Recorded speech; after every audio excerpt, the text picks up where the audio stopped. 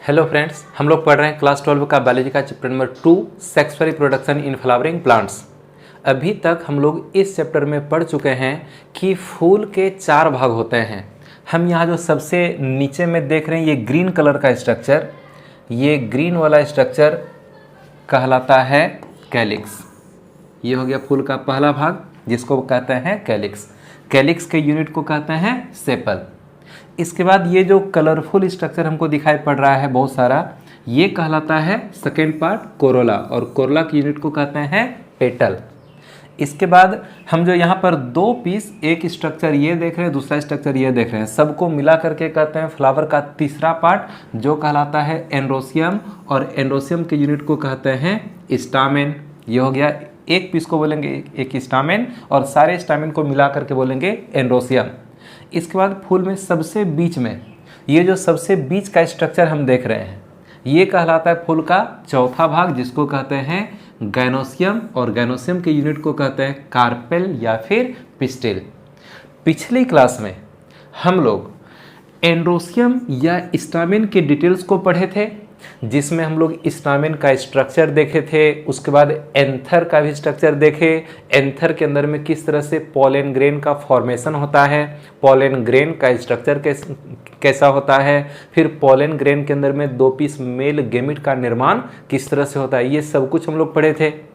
आज हम लोग ये जो चौथा पार्ट है गैनोसियम, कार्पेल या पिस्टिल, इसका डिटेल्स पढ़ने वाले हैं। तो आज का हमारा टॉपिक है गैनोसियम यानी कि कार्पेल या पिस्टिल का पूरा डिटेल्स हम लोग पढ़ने वाले हैं, जिसमें हम लोग जानेंगे कि कार्पेल का कौन कौन सा भाग होता है, इसमें जो ओव्यूल होता है तो हम लोग ओव्यूल के स्ट्रक्चर को समझेंगे, ओव्यूल के अंदर में किस तरह से मेगास्पोर का फॉर्मेशन होगा, वह मेगास्पोर विकसित होकर कि किस तरह से एम्ब्रायोसेक का निर्माण करेगा, उसमें किस तरह से फीमेल गेमिट का निर्माण होगा, ये सब कुछ आज हम लोग पढ़ने वाले हैं।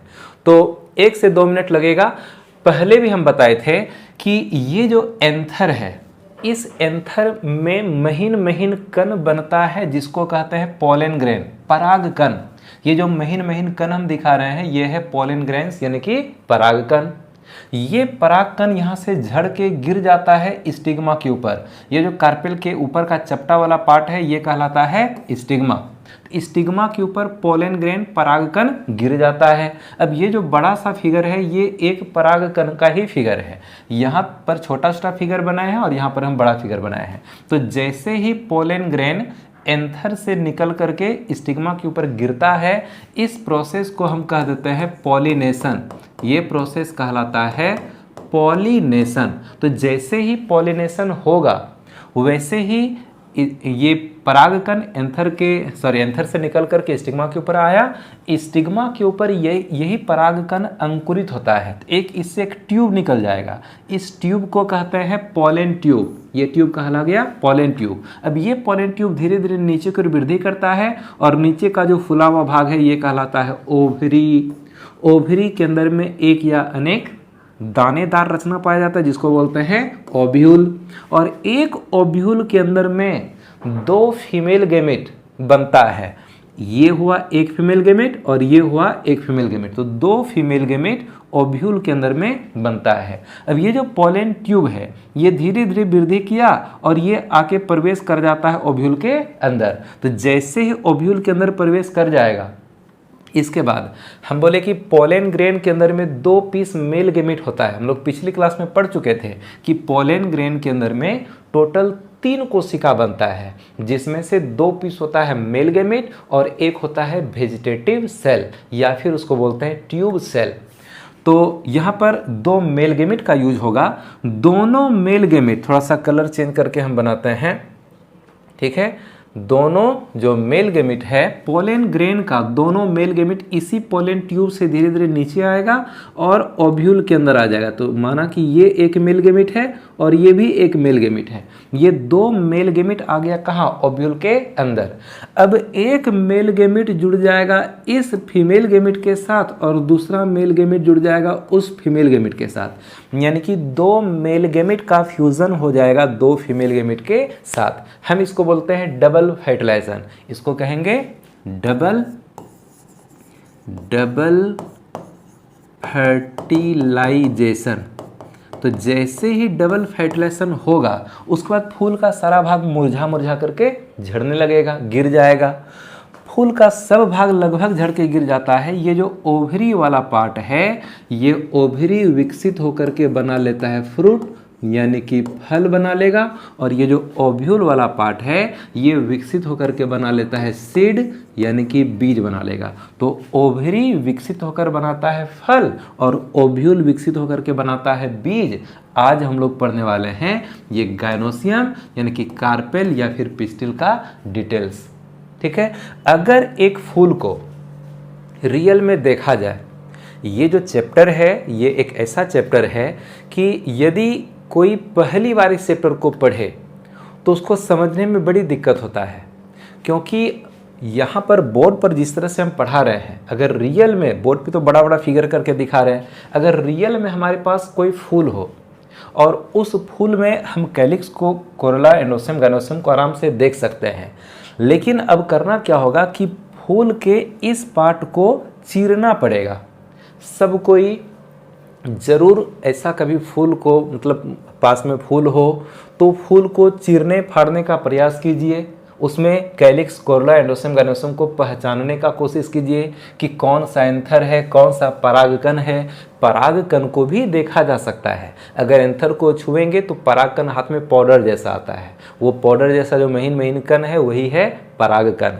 एक कार्पेल को भी पहचाना जा सकता है और कार्पेल के अंदर जो ओवरी है, अगर इसको चीर करके देखा जाए, कार्पेल को इसे चीर करके देखा जाए तो फिर अंदर में ये फूला हुआ भाग जो है ये ओवरी दिखाई पड़ेगा।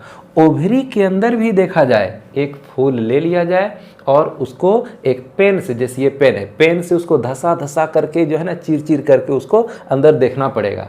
तो जब हम अंदर देखेंगे, ओवरी को भी चीर करके अंदर देखेंगे, ये जो ओव्यूल वाला पार्ट है ये ओव्यूल भी दिखाई पड़ेगा। ओव्यूल का साइज बड़ा होता है, ओव्यूल का साइज परागकण की तुलना में काफ़ी ज़्यादा बड़ा होता है। हम परागकण को भी देख सकते हैं और ओव्यूल को तो आराम से देख सकते हैं, लेकिन बस ओवरी को चीरना पड़ेगा। ओवरी को ऐसे चीरेंगे फाड़ेंगे तो जाकर के अंदर में हमको ओव्यूल दिखाई पड़ेगा। और ये जो फूल का छोटा सा पार्ट ओवरी है, छोटा सा पार्ट होता है ओवरी, ऐसे देखने में समझ में नहीं आ गया कि कौन सा ओवरी है। ये ओवरी काफ़ी छोटा होता है, फिगर में इतना बड़ा बना दिया लेकिन रियल में काफ़ी छोटा सा ओवरी होता है। और उसके अंदर में ओव्यूल एक भी हो सकता है, एक से ज़्यादा भी हो सकता है। ये महीन महीन दाना दाना टाइप का होता है। तो ये सारे स्ट्रक्चर को पहले पहचानना पड़ेगा। जब डबल फर्टिलाइजेशन हो जाता है तो फूल का सब भाग मुरझा करके झड़ जाएगा। ये फूल का जो ओवरी है ये साइज में बड़ा हो करके एक फ्रूट, फल का निर्माण करेगा। और ये जो अंदर का ओव्यूल है ये थोड़ा सा विकसित होकर के ये सीड यानी कि बीज का निर्माण करेगा। तो प्रैक्टिकल करना पड़ेगा तो जाकर के ज़्यादा क्लियर होगा, समझ में आएगा। और ऐसे सिर्फ अगर हम बताएंगे तो बहुत स्टूडेंट को दिक्कत हो सकता है। तो जिसको जैसे जैसे मौका मिले फूल को देखिए, उसको चीर फाड़ करके अंदर सारे पार्ट्स को पहचानने का कोशिश कीजिए। तो आज हम लोग पढ़ने वाले हैं गायनोसियम, कार्पेल या फिर पिस्टिल। ये जो सबसे बीच का पार्ट है हम इसी को कहते हैं गायनोसियम। गायनोसियम का यूनिट कहलाता है कार्पेल या फिर पिस्टिल। तो जैसे सिंगल पीस है तो हम सिंगल पीस को बोलेंगे कार्पेल या पिस्टिल। अगर ऐसा ऐसा और भी बहुत सारा रहता तो सारे को मिला करके हम कहते क्या, गायनोसियम। और एक पीस को बोलेंगे एक कार्पेल या पिस्टिल। यानी कि एक गायनोसियम में या तो एक कार्पेल हो सकता है या फिर एक से ज़्यादा कार्पेल हो सकता है। और यदि एक ही कार्पेल है तो हम इस एक कार्पेल को एक गायनोसियम भी कह सकते हैं और एक कार्पेल भी कह सकते हैं। तो स्टार्ट करते हैं ये गायनोसियम यानी कि कार्पेल का डिटेल्स। हम लोग पढ़ने वाले हैं कार्पेल या फिर पिस्टिल के बारे में। तो गायनोसियम फ्लावर का फीमेल पार्ट है, हम लोग जान चुके हैं। एंड्रोसियम फूल का मेल पार्ट, नर भाग। गायनोसियम फूल का फीमेल पार्ट यानी कि ये मादा भाग है। तो गायनोसियम बोलें या फिर कार्पेल या पिस्टिल बोलें, ये सब है फूल का मादा भाग। तो ये जो गायनोसियम का यूनिट पार्ट कार्पेल है, तो कार्पेल या पिस्टिल इसका संख्या फूल में या तो एक हो सकता है या तो एक से ज़्यादा हो सकता है। तो यदि हम इसकी संख्या का बात करें, यदि हम इसकी संख्या का बात करें, लिखते हैं number of carpel in a flower, एक फूल में कार्पेल की जो संख्या है वह कितनी हो सकती है। तो एक फूल में कार्पेल की संख्या एक भी हो सकती है या फिर एक से अधिक भी हो सकती है। ठीक है, एक फूल में कार्पेल की संख्या एक भी हो सकती है या फिर एक से अधिक भी हो सकती है। जैसे अगर एक है तो जैसे कि हम देख रहे हैं कि ये फूल है और फूल में यहाँ पर ये एक कार्पेल है, तो एक फूल में एक ही पीस कार्पेल है ना। तो जब एक फूल में एक ही पीस कार्पेल हो तो हम उसके लिए एक वर्ड यूज करते हैं मोनोकार्पेलरी। मोनोकार्पेलरी, मोनोकार्पेलरी का मतलब है, ये सभी वर्ड को याद रखना है। ठीक है, मोनोकार्पेलरी का मतलब है कि एक फूल में एक ही कार्पेल है और यदि फूल में एक से अधिक कार्पेल हो, एक फूल में अगर एक से ज़्यादा कार्पेल है तो उसके लिए हम एक वर्ड यूज करते हैं, मल्टी कार्पेलरी। मल्टी कार्पेलरी, ठीक है। अगर एक फूल में एक से ज़्यादा कार्पेल है तो हम एक वर्ड यूज करेंगे मल्टी कार्पेलरी। अब ये जो मल्टी कार्पेलरी कंडीशन है, इसमें तो इतना समझ गए कि एक फूल में एक से ज़्यादा कार्पेल होगा। तो एक से ज़्यादा जो कार्पेल होता है, उसका भी दो तरीका का व्यवस्था होता है, यानी दो तरीके से वो रह सकता है। या तो एक फूल का सभी कार्पेल आपस में जुड़ा हो,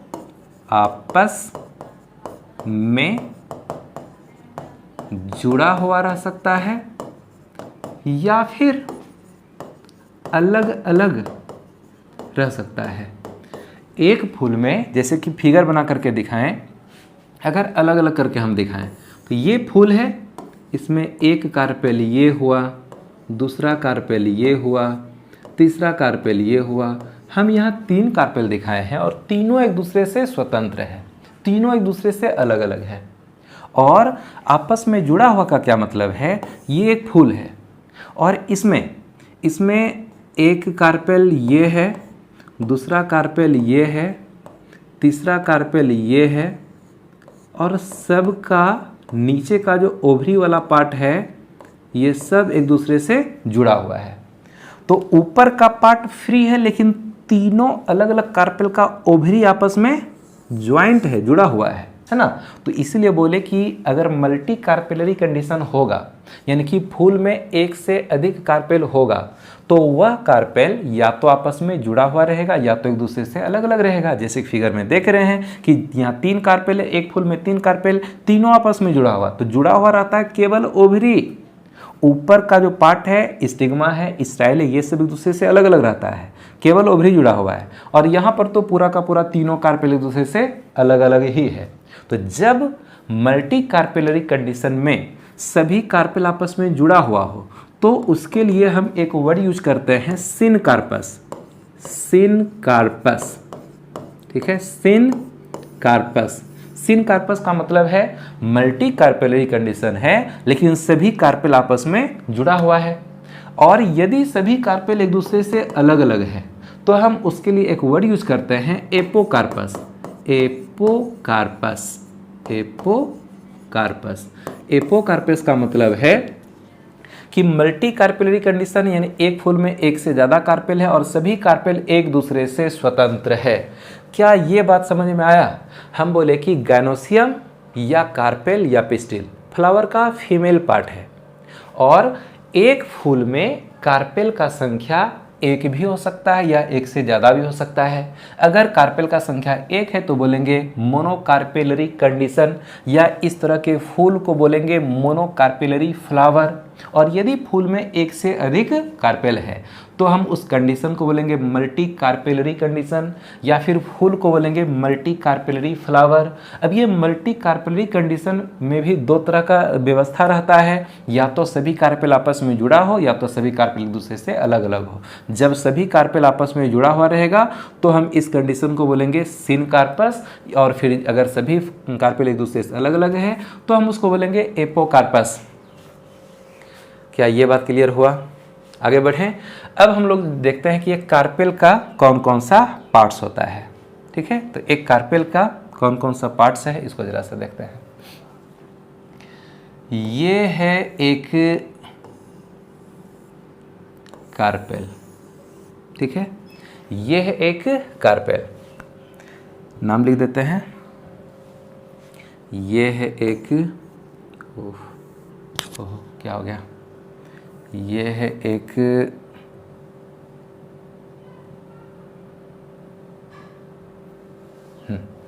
ये है एक कार्पेल, या हम इसी को कहते हैं पिस्टिल, या हम इसी को कहते हैं मेगा स्पोरोफिल।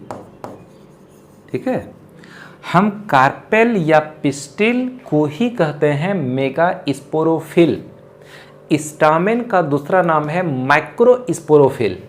स्टामेन जो मेल पार्ट है ना, स्टामेन को हम कहते हैं माइक्रो स्पोरोफिल, और कार्पेल या पिस्टिल को कहते हैं मेगा स्पोरोफिल।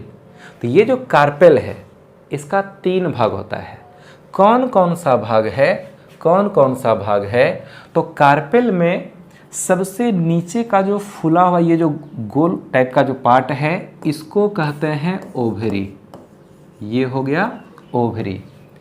इसके बाद इसके ऊपर जो डंठल जैसा पार्ट है इसको कहते हैं स्टाइल, और सबसे ऊपर का जो चपटा वाला भाग है ये कहलाता है स्टिग्मा।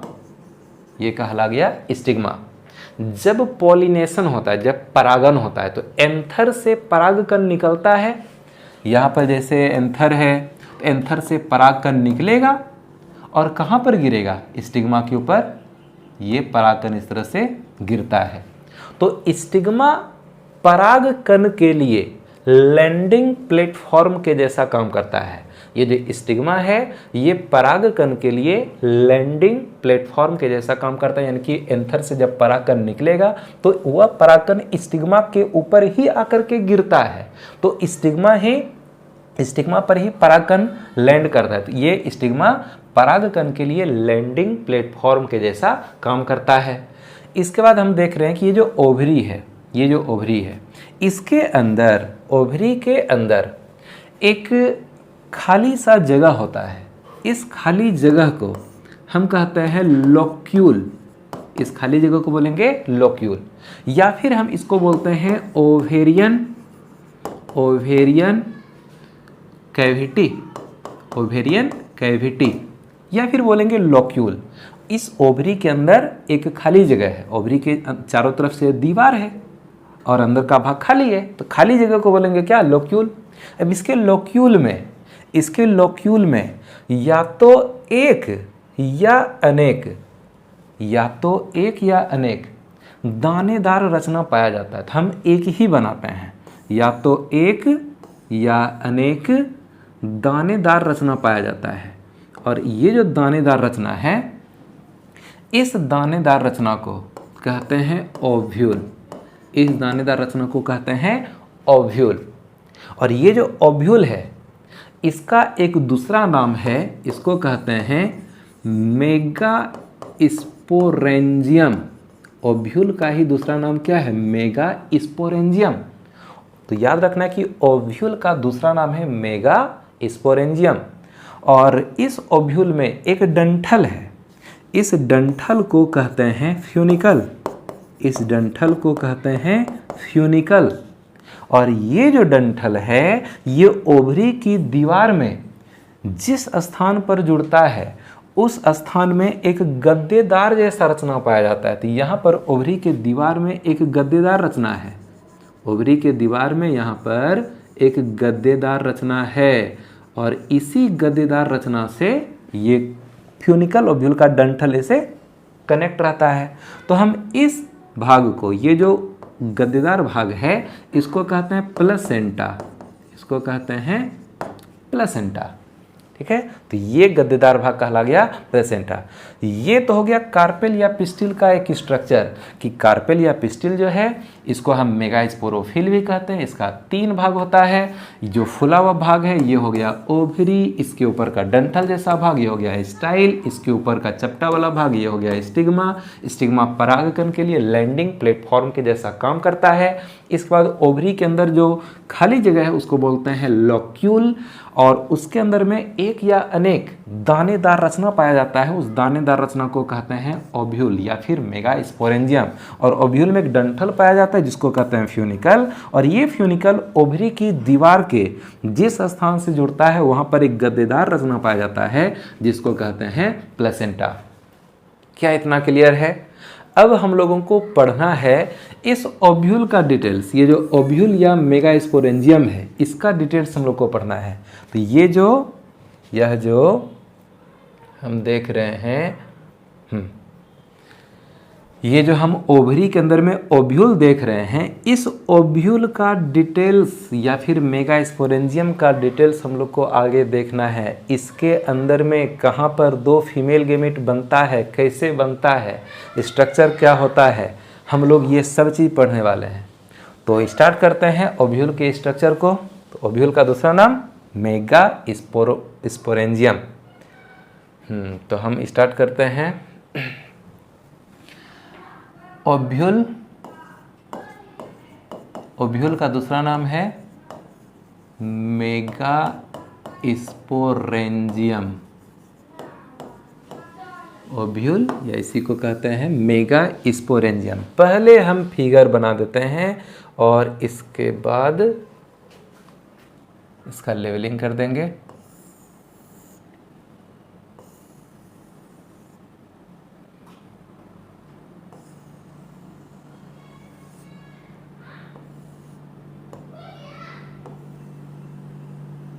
तो ध्यान से देखना है फिगर को।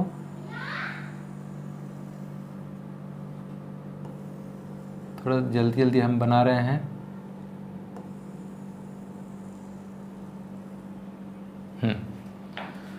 तो ठीक से समझना है इसको। ये एक ओव्यूल का, अभी हम इसमें और भी बहुत कुछ बनाने वाले हैं तो नाम भी हम लिखते चलते हैं। जैसे कि अभी हम बताए कि ओवरी के अंदर में होता है ओव्यूल। फर्टिलाइजेशन के बाद यही ओव्यूल बीज बनाएगा और बीज से नया पौधा बनेगा। बीज को बोएंगे, नया पौधा बनेगा। तो पौधा सेक्सुअल रिप्रोडक्शन जो करता है उसका पर्पस यही रहता है कि वो बीज बना सके।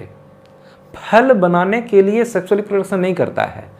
फल जो है वो एक तरह का धोखा टाइप का चीज़ है। अब क्या धोखा है तो हम लोग आगे पढ़ेंगे, जब फल के बारे में पढ़ेंगे तो हम लोग पढ़ेंगे। लेकिन कि पौधा जो सेक्सुअल रिप्रोडक्शन करता है उसका मेन पर्पस है कि वो बीज बना सके। बीज अंकुरित होगा, नया पौधा बनाएगा। तो फूल का कौन सा पार्ट है जो कि बीज का निर्माण करेगा? तो वह है ओव्यूल। ओव्यूल में फर्टिलाइजेशन होगा, आगे चल कर के ओव्यूल विकसित होकर के बीज बना लेगा। तो हम लोग इसी ओव्यूल के स्ट्रक्चर को ठीक से समझने का कोशिश कर रहे हैं। तो यहाँ पर हम ओव्यूल का स्ट्रक्चर तो आधा से अधिक हम बना चुके हैं, अभी कुछ और भी बनेगा। इसमें नाम भी लिखते चलते हैं। ये जो ओव्यूल है, इस ओव्यूल में एक डंठल है। ओव्यूल में एक डंठल है। इस डंठल को कहते हैं फ्यूनिकल। इस डंठल को कहते हैं फ्यूनिकल। नाम को ध्यान से समझते चलना है और याद कर लेना है। ओव्यूल में एक डंठल होता है जिसको कहते हैं फ्यूनिकल। यह डंठल ओवरी की दीवार के जिस स्थान से जुड़ता है वहाँ एक गद्देदार रचना पाया जाता है जिसको कहते हैं प्लेसेंटा। तो ये हो गया प्लेसेंटा, ये हो गया प्लेसेंटा। अभी बताए थे ना कि ये डंठल ओवरी की दीवार के जिस स्थान से जुड़ेगा वो कहलाएगा प्लेसेंटा। तो ये हो गया प्लेसेंटा। और ये हमारा ओव्यूल का मेन बॉडी है। ये जो डंठल है फ्यूनिकल, यह फ्यूनिकल ओव्यूल के बॉडी से जिस पॉइंट पर कनेक्ट होता है, तो हम देख रहे हैं कि यहाँ पर ये कनेक्ट हो रहा है। ये मतलब ये हो गया ओव्यूल, ये हो गया डंठल। तो डंठल ओव्यूल को किस जगह पे कनेक्ट किया, तो यहाँ पर हम देख रहे हैं, तो हम इस जगह को कहते हैं हाइलम, इस जगह को कहते हैं हाइलम। यानी कि डंठल और ओव्यूल का बॉडी जिस जगह में कनेक्ट हुआ वो जगह ही कहलाता है हाइलम। और हाइलम के बाद हम ये जो ओव्यूल का एक उभार टाइप का स्ट्रक्चर जो देख रहे हैं, इसे उभार टाइप का स्ट्रक्चर, ये जो उभरा हुआ टाइप का स्ट्रक्चर है, इधर लगता है, इधर की ओर निकला हुआ है, इसको कहते हैं रेफे, इसको कहते हैं रेफे।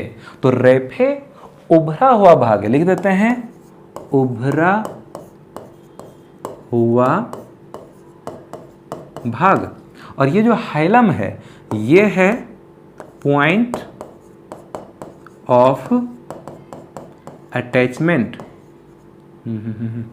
Point of attachment. अब ठीक से मिट जाओ, देखते हैं, फिर से लिख देते हैं, ये कहलाता है hilum, point of attachment, attachment. ठीक है, तो हाइलम एक पॉइंट है जहां पर कि ये डंठल और ओव्यूल आपस में कनेक्ट हुआ है, और रेफे ओव्यूल का बाहर की ओर उभरा हुआ पार्ट है, तो ये हो गया रेफे। अब ओव्यूल में ये है मेन ओव्यूल, इस ओव्यूल में चारों ओर से या तो एक कवर या तो दो कवर होता है। अभी हम देख रहे हैं कि यहाँ से यहाँ तक ये जो 3 लाइन दिखाई पड़ रहा है, तो सबसे बाहर का लाइन और उसके बाद का लाइन, ये 2 लाइन मिल करके एक परत हुआ, एक लेयर हुआ, और फिर यहाँ से यहाँ तक फिर दूसरा लेयर। तो हमको यहाँ पर 2 लेयर दिखाई पड़ रहा है। तो ओव्यूल के चारों ओर या तो एक लेयर होगा या तो 2 लेयर होगा, 2 आवरण या एक आवरण होगा। इस आवरण को कहते हैं इंटिगमेंट, जिसमें से जो बाहर वाला आवरण है इसको कहेंगे आउटर इंटिगमेंट, और अंदर वाले को कहेंगे इनर इंटिगमेंट। ठीक है, तो ओव्यूल चारों ओर से एक या 2 आवरण से घिरा होता है, कवर होता है, लेकिन इस आवरण में एक स्थान पर छिद्र है, यहाँ पर एक छिद्र है, पूरी पैक नहीं है, यहाँ पर एक छिद्र है। इस छिद्र को कहते हैं माइक्रोपाइल, इस छिद्र को कहते हैं माइक्रोपाइल।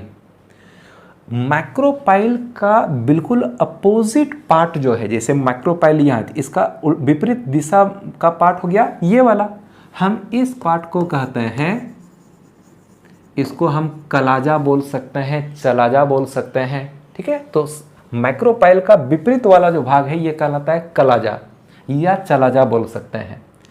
अब बीच का जो पूरा पार्ट है ये खाली नहीं होता है, इस बीच में ढेर सारा कोशिका भरा रहता है, ढेर सारा सेल्स यहाँ पर पड़ा हुआ है, यहाँ पर ढेर सारा मतलब एक टिश्यू भरा हुआ है जिसको बोलते हैं पेरेन्काइमा टिश्यू। तो ढेर सारा यहाँ पर सेल्स पड़ा हुआ है। तो इन बीच के सारे सेल्स को एक साथ मिला करके हम कहते हैं न्यूक्लियस, इसको कहते हैं न्यूक्लियस। न्यूक्लियस नहीं है, सेल का न्यूक्लियस नहीं है, केंद्रक नहीं है, न्यूक्लियस कहते हैं, यानी अंदर का जो पूरा पार्ट है ये कहला गया न्यूक्लियस। अभी इतना समझ लिया जाए कि जो ओव्यूल है, ओव्यूल में अभी तक हम लोग मुख्य 2 पार्ट ही देखे, ओव्यूल के चारों ओर का कवर जिसको इंटिगमेंट बोलेंगे, और इंटिगमेंट से घिरा हुआ जो अंदर वाला पार्ट है, अंदर के सारे सेल्स को एक साथ कहते हैं न्यूक्लियस। न्यूक्लियस में ढेर सारा सेल्स रहता है। तो धीरे धीरे क्या होता है, आगे का प्रोसेस है, न्यूक्लियस का कोई एक सेल हो जाएगा बड़ा, फिर उसमें मियोसिस डिवीजन होगा।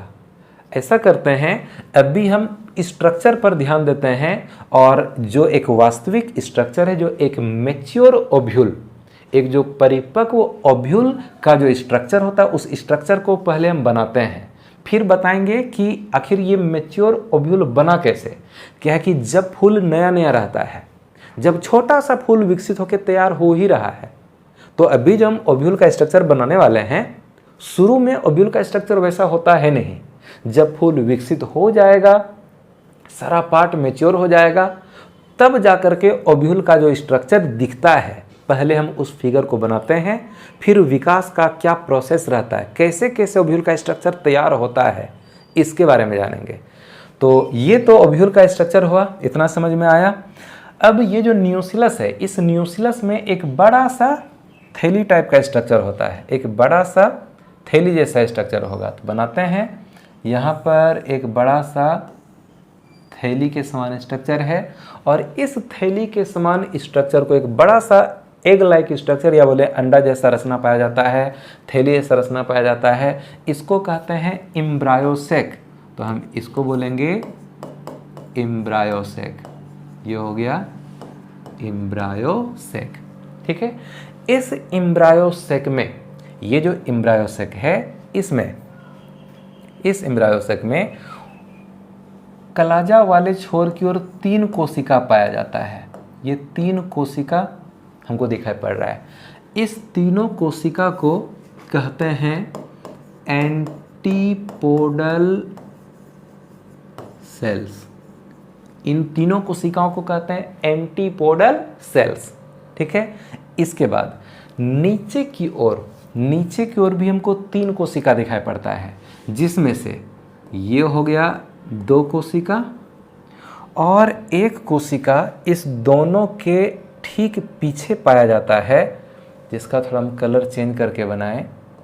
एक कोशिका यहाँ भी प्रेजेंट है, ठीक है, एक कोशिका ये भी प्रेजेंट है। तो हमको यहाँ पर 3 कोशिका दिखाई पड़ा। तो यहाँ पर जो 2 कोशिका एक कलर का, जो लगभग ग्रीन कलर से हम बनाए हुए हैं, इस दोनों कोशिका को कहते हैं सिनर्जिड। ठीक है, ये दोनों कोशिका कहलाता है सिनर्जिड। और जो बीच वाला कोशिका है, जो पिंक कलर से बनाए हैं, ये वाला सेल कहलाता है एग सेल। ये कहलाता है एग सेल। तो एग सेल का संख्या है 1।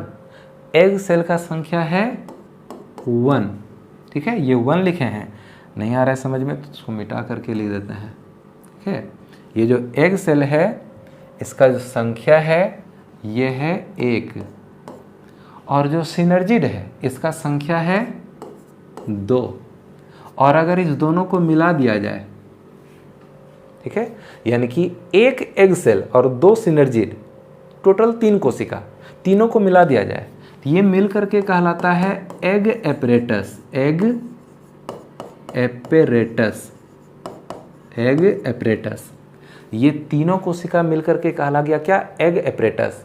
अब इस एम्ब्रायोसेक के बीच में, इस एम्ब्रायोसेक के बीच में 2 न्यूक्लियस, एक न्यूक्लियस ये, दूसरा न्यूक्लियस ये, दिखाई पड़ रहा है ना? 2 न्यूक्लियस यहाँ पर मौजूद है, और इस दोनों न्यूक्लियस को, ये जो दोनों न्यूक्लियस है, ये दोनों न्यूक्लियस को कहते हैं पोलर न्यूक्लियाई। पोलर न्यूक्लियाई, जिसका कितना संख्या है? 2 है। ये हो गया पोलर न्यूक्लियाई। क्या कि न्यूक्लियस का प्लूरल नंबर में नाम हो जाता है न्यूक्लियाई। एक न्यूक्लियस है उसको बोलेंगे सीधा न्यूक्लियस, एक से ज़्यादा है बोलेंगे न्यूक्लियाई। तो न्यूक्लियाई का मतलब न्यूक्लियस ही है, यानी कि केंद्रक है। तो यहाँ पर बस 2 न्यूक्लियस पड़ा हुआ है, जिसको बोलेंगे पोलर न्यूक्लियाई। ये है एक ओव्यूल का स्ट्रक्चर। ओव्यूल में एक डंठल पाया जाता है जिसको बोलते हैं फ्यूनिकल। डंठल ओवरी की दीवार के जिस स्थान से जुड़ेगा वो हो गया प्लेसेंटा। ये जो फ्यूनिकल है ओव्यूल के जिस जगह से जुड़ता है वो कहलाता है हाइलम।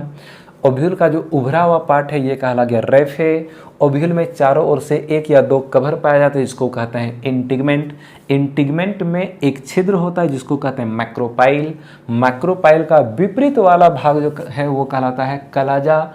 और इंटिगमेंट से घिरा हुआ जो अंदर का जो सेलुलर स्ट्रक्चर है, इस पूरे स्ट्रक्चर को कहते हैं न्यूसिलस। न्यूसिलस में एक बड़ा सा अंडाकार रचना पाया जाता है जिसको कहते हैं एम्ब्रायोसेक। एम्ब्रायोसेक में कई कोशिका है, कुछ न्यूक्लियस भी मौजूद है। तो कलाजा वाले छोर की ओर 3 सेल्स प्रेजेंट है जिसको कहते हैं एंटीपोडल सेल। मैक्रोपाइल वाले छोर की ओर भी 3 सेल्स प्रेजेंट है, तीनों को एक साथ मिलाकर के कहते हैं एग एपरेटस। एग एपरेटस में टोटल 2 टाइप का सेल प्रेजेंट है। 2 पीस कहलाता है सिनर्जिड और 1 पीस कहलाता है एग सेल। ये जो एग सेल है यह खुद एक फीमेल गेमेट है। ये जो एग सेल है, ये वाला एग सेल, ये हो गया एक मादा युग्मक, ये हो गया एक फीमेल गेमेट। जैसे कि परागकण के अंदर 2 मेल गेमेट बना था ना, शुरू में परागकण के अंदर में कोई भी मेल गेमेट नहीं था, लेकिन जब माइक्रोगेमेटोजेनेसिस प्रोसेस संपन्न हुआ था तो फिर एक परागकण के अंदर में टोटल 3 कोशिका बना था। 3 कोशिका में से 2 था मेल गेमेट और 1 था वेजिटेटिव सेल। उसी तरह से यहाँ पर ओव्यूल के अंदर ये जो एग सेल हम देख रहे हैं, ये एग सेल है एक फीमेल गेमेट, एक मादा युग्मक। ये कैसे बनता है हम लोग आगे देखेंगे। अभी जो मैच्योर ओव्यूल है उसका फिगर हम बनाए हैं। ये विकास का प्रोसेस, निर्माण का प्रोसेस हम लोग अभी आगे का जो 2 क्वेश्चन है, एक है हमारा क्वेश्चन मेगा स्पोरोजेनेसिस, दूसरा है डेवलपमेंट ऑफ फीमेल गेमेटोफाइट या डेवलपमेंट ऑफ एम्ब्रायोसेक, या फिर इसी को कहते हैं मेगा गेमेटोजेनेसिस। तो आगे का 2 टॉपिक देखेंगे तब जाकर के क्लियर होगा कि ये ओव्यूल इस तरह का बनता कैसे है। अभी जो बन चुका है, जो मैच्योर हो चुका है, उसका फिगर हम बनाए हुए हैं। तो हम बोले कि ये जो एग सेल है ये खुद है फीमेल गेमेट और सबसे बीच में 2 न्यूक्लियस दिखाई पड़ता है। सेल नहीं है, ये 2 पीस न्यूक्लियस है। इस दोनों न्यूक्लियस को कहते हैं पोलर न्यूक्लियाई। ये दोनों न्यूक्लियस कहलाता है पोलर न्यूक्लियाई, जिसका संख्या कितना हो गया, 2 हो गया। एंटीपोडल सेल का भी संख्या लिख दिया जाए। एंटीपोडल सेल का संख्या कितना होता है, 3 होता है। क्या ये ओव्यूल का स्ट्रक्चर समझ में आया। यहाँ पर अगर प्लॉइडी की बात करें तो ये जो एंटीपोडल सेल है, तीनों एंटीपोडल सेल हैप्लोइड होता है, हैप्लोइड, ठीक है, हैप्लोइड। इसके बाद ये जो यहाँ पर तीनों एग एपरेटस का जो तीनों सेल है, यानी एग सेल, 2 पीस सिनर्जिड, ये तीनों सेल भी हैप्लोइड होता है। ये तीनों सेल कैसा होगा, हैप्लोइड। ऐसा करें, थोड़ा थोड़ा लिख देते हैं, नहीं तो फिर याद रहेगा नहीं, थोड़ा थोड़ा लिख देते हैं। ये जो तीनों एंटीपोडल सेल है, ये तीनों एंटीपोडल सेल होता है एन, हैप्लोइड। इसके बाद ये जो एग एपरेटस है, तो एग एपरेटस का भी तीनों सेल होता है हैप्लोइड एन। ये जो पोलर न्यूक्लियाई है, ये दोनों पोलर न्यूक्लियाई भी होता है एन, हैप्लोइड। ये दोनों पोलर न्यूक्लियाई भी कैसा है, हैप्लोइड एन के रूप में रहता है। बता दें कि धीरे धीरे ये दोनों पोलर न्यूक्लियाई, ये जो पोलर न्यूक्लियाई है दोनों, इसको हम इस तरह से अगर लिख दें तो ज़्यादा बेटर रहेगा, n+n ऐसे लिख देते हैं। मतलब ये हुआ कि 2 पोलर न्यूक्लियाई है, एक हो गया n, दूसरा भी हो गया n, और बाद में कुछ समय के बाद होगा क्या कि ये दोनों पोलर न्यूक्लियाई आपस में ज्वाइंट हो जाएगा। दोनों पोलर न्यूक्लियाई आपस में जैसे ज्वाइंट होगा तो ज्वाइंट होकर के ये एक न्यूक्लियस बना लेगा, और वो जो एक न्यूक्लियस है उसको कहेंगे सेकेंडरी न्यूक्लियस, उसको बोलेंगे सेकेंडरी न्यूक्लियस। ये 2 पोलर न्यूक्लियाई कुछ समय के बाद आपस में जुड़ करके एक न्यूक्लियस बना लेगा, उसको बोलेंगे सेकेंडरी न्यूक्लियस। और वो जो सेकेंडरी न्यूक्लियस है वो हो जाएगा 2n, यानी कि डिप्लॉइड। ये एक पोलर न्यूक्लियाई n, दूसरा भी n जुड़ गया तो n+n जुड़ करके हो गया 2n, यानी कि डिप्लॉइड। ये आगे हम लोग देखेंगे। अब ये जो न्यूसिलस है, न्यूसिलस में जितना भी सेल्स होता है ना, न्यूसिलस में जितना भी सेल्स होता है ये होता है 2n, ये होता है डिप्लॉइड। न्यूसिलस का जितना भी सेल्स है ये होगा डिप्लॉइड, और ये जो बड़ा वाला एम्ब्रायोसेक है इसके अंदर चाहे सेल हो चाहे न्यूक्लियस हो, ये टोटल होता है हैप्लोइड। ओव्यूल का स्ट्रक्चर समझ में आया। मैक्रोपाइल देख रहे हैं, कलाजा देख रहे हैं, क्या इतना समझ में आया। हम लोग थोड़ा सा ओव्यूल के टाइप को देखते हैं, ठीक है। ओव्यूल का टाइप वैसे पढ़ने के लिए उतना है नहीं, लेकिन थोड़ा सा बताएंगे, हो सकता है कि यहाँ से कुछ क्वेश्चन एग्जाम में आ जाए। तो ओव्यूल के टाइप को थोड़ा सा देख लेते हैं। Types of ovule. ओव्यूल का टाइप तो बहुत सारा होता है, टोटल 6 टाइप हो जाता है, लेकिन उतना पूछा नहीं जाएगा, सिलेबस में नहीं है। हम लोग केवल 2 टाइप समझते हैं जहां से क्वेश्चन आने का संभावना रहता है। एक होता है उल्टा ओव्यूल और एक होता है सीधा ओव्यूल। ठीक है, एक होता है उल्टा ओव्यूल, एक होता है सीधा ओव्यूल। तो जो उल्टा ओव्यूल है उसको कहते हैं एनाट्रोपस ओव्यूल। जो उल्टा ओव्यूल है वो कहलाएगा एनाट्रोपस ओव्यूल, और जो सीधा ओव्यूल है ये कहलाता है आर्थोट्रोपस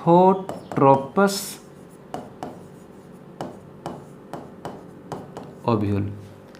जो हम लोग अभी ओव्यूल का स्ट्रक्चर देखे ये है उल्टा ओव्यूल। ठीक है, जो हम ओव्यूल का स्ट्रक्चर देख रहे हैं ये उल्टा है। सीधा कौन है, सीधा कौन है, जरा सा देख लेते हैं सीधा वाला ओव्यूल कैसा होता है। उल्टा वाला तो अभी देखबे किए, सीधा वाला जरा सा देख लेते हैं सीधा वाला ओव्यूल कैसा होता है। तो ये फिगर बना रहे हैं,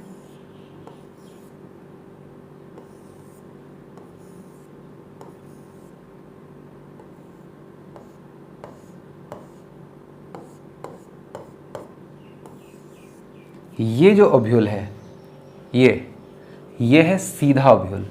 इसमें हम यहाँ पर देख रहे हैं कि ये इंटीगमेंट है चारों तरफ से, हमको यहाँ पर एक फ्यूनिकल डंठल भी दिखाई पड़ रहा है, अंदर में एम्ब्रायोसेक भी दिखाई पड़ रहा है।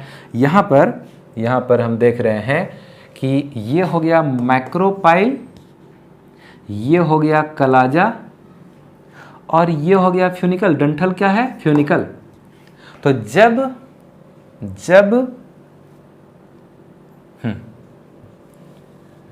जब ओव्यूल में फ्यूनिकल, कलाजा और मैक्रोपाइल तीनों एक लाइन में रहे, एक लाइन, यहां पर एक लाइन बन गया, एक लाइन है ना, फ्यूनिकल डंठल, ओ गॉड, फ्यूनिकल डंठल है, फ्यूनिकल ये डंठल है, ये कलाजा है और ये मैक्रोपाइल है। जब तीनों एक कतार में रहता है इसी को हम कहते हैं सीधा ओव्यूल। ये हो गया बिल्कुल सीधा ओव्यूल, इस तरह से, ऐसे बिल्कुल सीधा ऐसे। और यदि यही ओव्यूल ऐसे झुक जाए, ऐसे झुक जाए, जो कि फिगर बना हुआ था, जो पीछे बनाए थे ये वाला है ना, इस तरह का बनाए थे ना, ये वाला, ये है उल्टा ओव्यूल। सीधा ये वाला है और यही अगर ऐसे झुक गया इस तरह से ऐसे, तो हम ये इसको बोलते हैं उल्टा ओव्यूल। यहाँ पर हम देख रहे हैं कि ये हमारा हो गया फ्यूनिकल, ये हो गया मैक्रोपाइल, ये हो गया कलाजा। एक लाइन में तो यहाँ नहीं है, एक लाइन में यहाँ है, ये ऐसे, ये हो गया एक सीधा ओव्यूल। और यही ओव्यूल अगर ऐसे हो गया, झुक गया ऐसे, तो इसको बोलेंगे उल्टा ओव्यूल। जो सीधा ओव्यूल है इसको कहते हैं आर्थोट्रोपस ओव्यूल, और जो उल्टा ओव्यूल है ये कहलाता है एनाट्रोपस ओव्यूल। ये जो एनाट्रोपस ओव्यूल है, यही कॉमन टाइप का ओव्यूल है। अधिकांश पौधों में इसी टाइप का ओव्यूल देखा जाता है। तो ये common type of ovule, ovule का ये कॉमन टाइप है जो कि लगभग 80% एंजियोस्पर्मिक पौधे में देखा जाता है।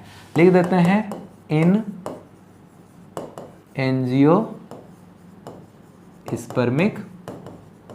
प्लांट्स। किस पौधे में पाया जाएगा, तो जो एंजियोस्पर्मिक ग्रुप का पौधा है, जिस पौधे में साफ सुथरा फूल बनता है, एंजियोस्पर्मिक जो प्लांट है, एंजियोस्पर्म पौधे का एक ग्रुप होता है जिसमें फूल उत्पन्न करने वाला पौधा पाया जाता है। तो उस एंजियोस्पर्मिक प्लांट के 80% पौधे में, एंजियोस्पर्म ग्रुप के 80% पौधे में ये उल्टा ओव्यूल ही पाया जाता है। और ये जो आर्थोट्रोपस ओव्यूल जो सीधा है, ये ज़्यादा पौधे में पाया नहीं जाता है। ये प्रिमिटिव टाइप का ओव्यूल है, ये पुराना टाइप का ओव्यूल है। विकास के दौरान जब शुरू में ओव्यूल बना था, तो प्रारंभ में जब ओव्यूल बना था तो वो इसी टाइप का ओव्यूल था। और फिर विकास के दौरान ये चेंज कर गया और चेंज करके जब सीधा से धीरे धीरे हो गया उल्टा। तो आज के समय में अधिकांश पौधे में ये ओव्यूल उल्टा ही है। लेकिन जो पुराना टाइप का पौधा है जिसमें कि बहुत ज़्यादा चेंजिंग हुआ नहीं है, जैसे कि जिम्नोस्पर्म ग्रुप का जो पौधा होता है ना, उसमें प्रायः ये सीधा टाइप का ओव्यूल पाया जाता है। तो यहाँ लिख देते हैं ये किस में पाया जाएगा, तो इन जिम्नोस्पर्मिक प्लांट्स। तो ज़्यादा करके जो जिम्नोस्पर्म ग्रुप का पौधा होता है, जैसे कि साइकस का पौधा है, पाइनस का पौधा है, निटस का पौधा है, तो जिम्नोस्पर्मिक प्लांट में ये सीधा टाइप का ओव्यूल पाया जाता है और जो एंजियोस्पर्मिक प्लांट है उसमें प्रायः ये उल्टा टाइप का ओव्यूल पाया जाता है। तो कन्फ्यूजन नहीं रखना है कि आखिर जब ज़्यादा संख्या में उल्टा ओव्यूल है और कम संख्या में सीधा ओव्यूल है तो फिर हम इसको उल्टा क्यों मान रहे हैं, इसको ही सीधा मान करके इसको हम उल्टा मान सकें। तो ऐसी बात नहीं है, क्योंकि जब इस संसार में जो प्रारंभिक सब पौधा था, जब पहली बार किसी पौधे में ओव्यूल का निर्माण हुआ था वो इस टाइप का था।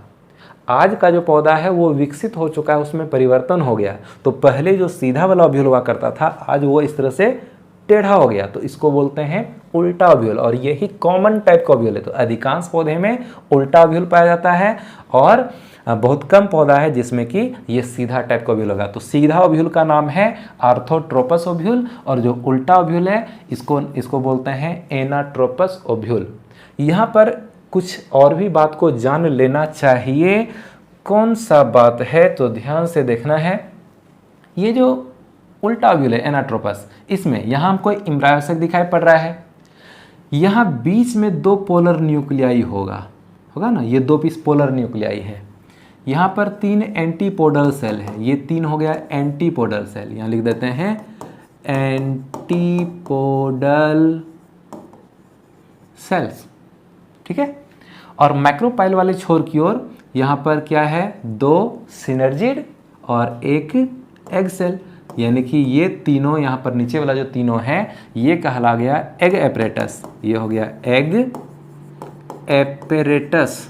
एग एपरेटस, एग एपरेटस हमेशा माइक्रोपाइल की ओर रहता है। एग एपरेटस हमेशा माइक्रोपाइल वाले छोर की ओर रहेगा और ये जो एंटीपोडल सेल है ये हमेशा कलाजा वाले छोर की ओर रहेगा ऊपर तरफ। अगर हम इस ओव्यूल में बात करें तो माइक्रोपाइल ही यहाँ ऊपर है। तो माइक्रोपाइल जब ऊपर है तो इसके पास होगा ये 2 पीस सिनर्जिड और 1 पीस एग सेल, यानी ये तीनों मिलकर के कहला गया एग एपरेटस। एग एपरेटस, ये हो गया एग एपरेटस। जो बात समझाने वाले उसको ध्यान से समझने का कोशिश करना है।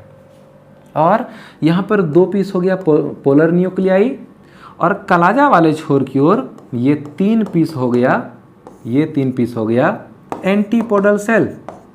एंटीपोडल सेल्स या एंटीपोडल्स। हम ये जो उल्टा ओव्यूल है इसका फिगर अभी देखें ना, सेम इस तरह का, और उल्टा ओव्यूल ही हमको ऐसा लगता है कि वही सीधा है।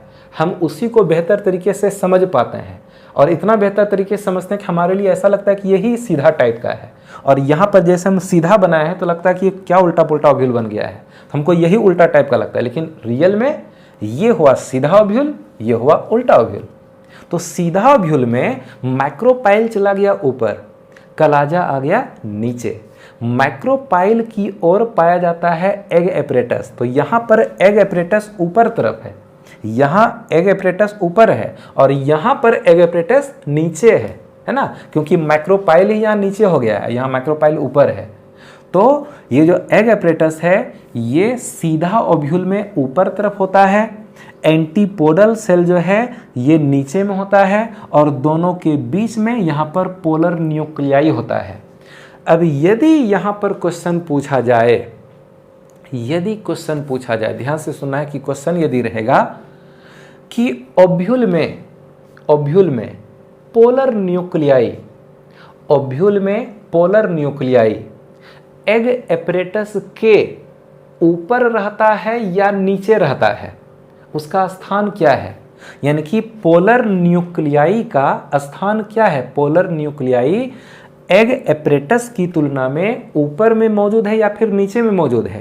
तो यदि हम इस कॉमन टाइप के ओव्यूल को देखें, इस ओव्यूल को यदि हम देखें तो हमारा क्वेश्चन क्या है कि जो पोलर न्यूक्लियाई है वह एग एपरेटस के ऊपर है या फिर नीचे है। तो हम यहाँ पर देखते हैं कि ये 2 पॉइंट जो हमको दिखाई पड़ रहा है, ये है पोलर न्यूक्लियाई और ये एग एपरेटस के ऊपर मौजूद है। लेकिन अगर हम यहाँ देखते हैं इस फिगर में तो ये 2 पीस हो गया पोलर न्यूक्लियाई और ये एग एपरेटस के नीचे मौजूद है ना। तो हम क्या बोलें, ऊपर बोलें या फिर नीचे बोलें, यानी कि हम उल्टा ओव्यूल के हिसाब से बोलें या फिर सीधा ओव्यूल के हिसाब से बोलें। ज़्यादा मात्रा में तो उल्टा ओव्यूल है लेकिन कम मात्रा में सीधा ओव्यूल है। लेकिन अगर ये ऊपर नीचे वाला कभी भी क्वेश्चन आएगा तो हमको हमेशा सीधा ओव्यूल को लेकर के ही चलना पड़ेगा।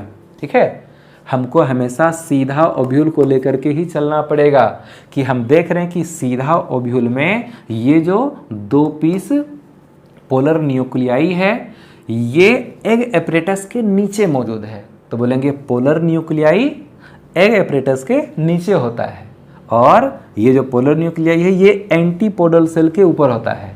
यदि हम एक कॉमन टाइप के ओव्यूल का ध्यान में रखें और हम बोल दें कि हमारे ध्यान में केवल ये ओव्यूल रहेगा और हम बोल देंगे कि ये जो पोलर न्यूक्लियाई है, ये 2 पीस पोलर न्यूक्लियाई है, ये एग एपरेटस के ऊपर होता है, तो ये गलत हो जाएगा। क्योंकि हमको जब भी इस तरह का जवाब देना है हमेशा हमको सीधा ओव्यूल यानी कि आर्थोट्रोपस ओव्यूल के आधार पर ही देना पड़ेगा, क्योंकि ये प्रिमिटिव टाइप का ओव्यूल है, ये सीधा ओव्यूल को लेकर के जवाब देना पड़ेगा। तो देख रहे हैं कि ये जो पोलर न्यूक्लियाई है ये एग एपरेटस के ऊपर नहीं बल्कि उसके नीचे मौजूद है। और कोई भी चीज़ अगर पूछा जाए कि कौन उसके ऊपर है कौन किसके नीचे है तो हमको हमेशा सीधा ओव्यूल के आधार पर ही जवाब देना पड़ेगा। तो क्या ये ओव्यूल का 2 टाइप हम बताए, एक हो गया उल्टा ओव्यूल, एक हो गया सीधा ओव्यूल। ओव्यूल के टाइप से रिलेटेड जब भी क्वेश्चन आएगा इसी दोनों में से आएगा और इसके अलावा और नहीं आएगा, तो ज़्यादा दिमाग लगाने से कोई फायदा नहीं है। ओव्यूल का टाइप हम लोग देख लिए। तो अभी थोड़ा सा पीछे वाला फिगर देखते हैं। तो हम ये ओव्यूल का स्ट्रक्चर देख रहे हैं, इसके अंदर एम्ब्रायोसेक देख रहे हैं। एम्ब्रायोसेक के अंदर हमको यहाँ 3 एंटीपोडल सेल दिखाई पड़ रहा है, 2 पोलर न्यूक्लिया दिखाई पड़ रहा है और यहाँ पर 3 पीस एग एपरेटस दिखाई पड़ रहा है। एग एपरेटस में 2 पीस सिनर्जिड देख रहे हैं और 1 पीस एग सेल देख रहे हैं। तो ये जो एग सेल है यही है हमारा एक फीमेल गेमेट और दूसरा फीमेल गेमेट कहाँ है। ये जो 2 पोलर न्यूक्लियाई है ना, दोनों पोलर न्यूक्लियाई धीरे धीरे जुड़ेगा और जुड़ करके एक न्यूक्लियस बनाएगा। उस एक न्यूक्लियस को हम कहेंगे सेकेंडरी न्यूक्लियस और वही सेकेंडरी न्यूक्लियस हमारा सेकेंड फीमेल गेमेट होगा। तो एक फीमेल गेमेट एग सेल, दूसरा फीमेल गेमेट कैसे बनेगा, जब ये दोनों पोलर न्यूक्लियाई आपस में जुड़ जाएगा, एक हो जाएगा, तो उसका नाम हो जाएगा सेकेंडरी न्यूक्लियस और यही सेकेंडरी न्यूक्लियस हमारा सेकेंड फीमेल गेमेट होगा। अब हम लोग समझते हैं कि ओव्यूल के अंदर ये एम्ब्रायोसेक वगैरह सब बनता कैसे है, उसके अंदर ये सारा स्ट्रक्चर कैसे बनता है। क्योंकि जब फूल नया नया बन रहा होता है, जब नया नया फूल बनता है, बिल्कुल नया, ये जो पूरा विकसित फूल दिखा रहे हैं, खिला हुआ फूल दिखा रहे हैं, जब ये फूल बर्ड के रूप में रहेगा, कली के रूप में रहेगा, छोटा सा कली निकला, धीरे धीरे फूल विकसित हो रहा है, बन रहा है। जब बनेगा फूल तो उसमें कई तरह का चेंजिंग होगा। तो ये जो ओव्यूल है, शुरू शुरू में जो बिल्कुल फूल बच्चा होता है, या ओव्यूल बोलेंगे कि ओव्यूल छोटा बच्चा जैसा होता है, बहुत छोटा, अविकसित टाइप का, तो उस समय फूल के ओव्यूल का ये वाला स्ट्रक्चर होता नहीं है। शुरू शुरू में जो ओव्यूल है उसमें एक डंठल होगा, चारों ओर से आवरण होगा, इंटीगमेंट, और अंदर का जो पूरा पार्ट है वो एक समान सेल्स से भरा होगा। यहाँ पर जो हम इतना डिफरेंट टाइप्स का जो सेल देख रहे हैं, एक बड़ा सा एक टाइप का स्ट्रक्चर है, उसमें ये छोटा छोटा बहुत सारा सेल्स है, न्यूक्लियस है, ये सारा स्ट्रक्चर बाद में बनता है। प्रारंभ में जब फूल बन रहा होता है तो उस टाइम में ओव्यूल में बस एक डंठल होगा और ओव्यूल एक पिंड के समान है, चारों ओर से 1 या 2 कवर यानी कि इंटीगमेंट है, और इंटीगमेंट के अंदर का जो पार्ट है वो केवल पेरेन्काइमा सेल्स से भरा होता है। ढेर सारा कोशिका इसमें पड़ा रहता है, एक समान कोशिका ढेर सारा पड़ा रहता है। तो फिर उसमें कैसे कैसे चेंजिंग होगा और ये एम्ब्रायोसेक कैसे बनेगा, उसमें इस तरह का सारा सेल्स कैसे कैसे बनता है, इसको हम लोग देखते हैं। इसको समझने के लिए हम लोग को दो टॉपिक समझना पड़ेगा। एक है मेगा स्पोरोजेनेसिस और दूसरा है डेवलपमेंट ऑफ फीमेल गेमेटोफाइट। तो पहले हम लोग देखते हैं मेगा स्पोरोजेनेसिस। ओव्यूल के इस स्ट्रक्चर को ध्यान में रखना पड़ेगा, ठीक है। तो हमारा इसके बाद अगला टॉपिक हो जाता है मेगा स्पोरोजेनेसिस। क्वेश्चन है, एक टॉपिक है मेगा स्पोरोजेनेसिस, ये है क्या, इसको समझते हैं। जैसे कि अभी हम देखें कि ओव्यूल का स्ट्रक्चर तो देख लिए। हम बोले कि जब ओव्यूल छोटा बच्चा के जैसा रहेगा तो उसमें एक डंठल रहेगा और ओव्यूल के चारों ओर कवर होगा इंटीग्मेंट, और अंदर में एक समान कोशिका ढेर सारा पड़ा हुआ रहेगा। तो ये एक ओव्यूल का फिगर हम बना रहे हैं। ये एक ओव्यूल है, ठीक है, यह एक ओव्यूल है।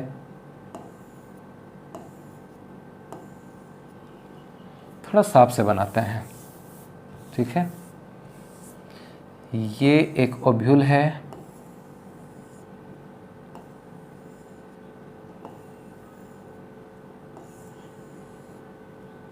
इसमें डंठल हो गया।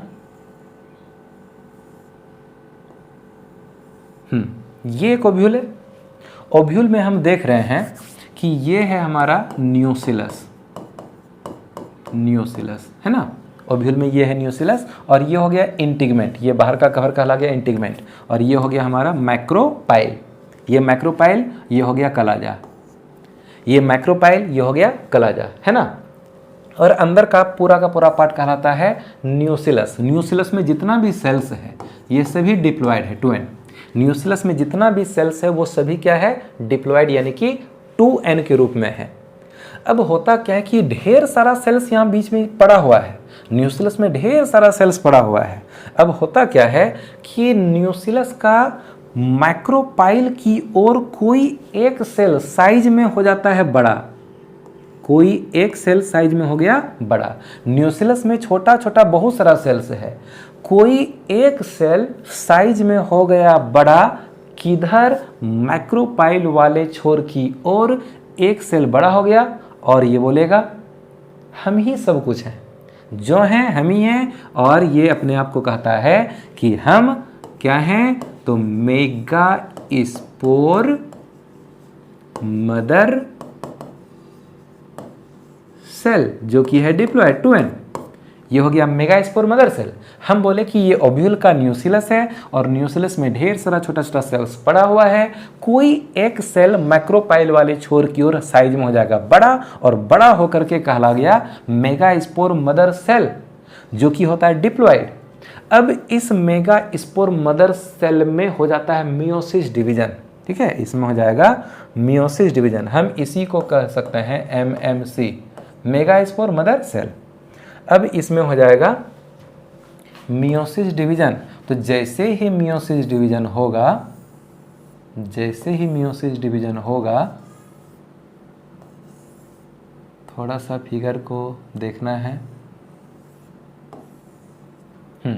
जैसे इस मेगास्पोर मदर सेल में मियोसिस डिवीजन होगा, ठीक है, तो थोड़ा सा लिखते हैं मियोसिस,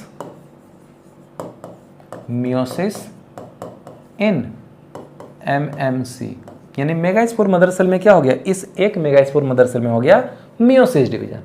तो जैसे ही मियोसिस डिवीजन होगा वैसे ही मियोसिस में कितना सेल बनता है, 4। तो एक मेगास्पोर मदर सेल डिवाइड किया और 4 सेल बना लिया, 1 2 3 4, 4 सेल बना लिया। और इस चारों सेल को हम कहते हैं मेगा स्पोर। ये जो चारों सेल है, ये जो चारों सेल है, इस चारों सेल का नाम है मेगा स्पोर। मेगा स्पोर का प्लॉइडी क्या होगा, मेगा स्पोर का प्लॉइडी क्या होगा, तो मियोसिस हुआ है ना, ये डिप्लॉयड सेल में मियोसिस हुआ तो ये तो हैप्लॉयड हो जाएगा। तो मेगा स्पोर कैसा हो गया, हैप्लॉयड N, चारों मेगा स्पोर हो गया हैप्लॉयड N।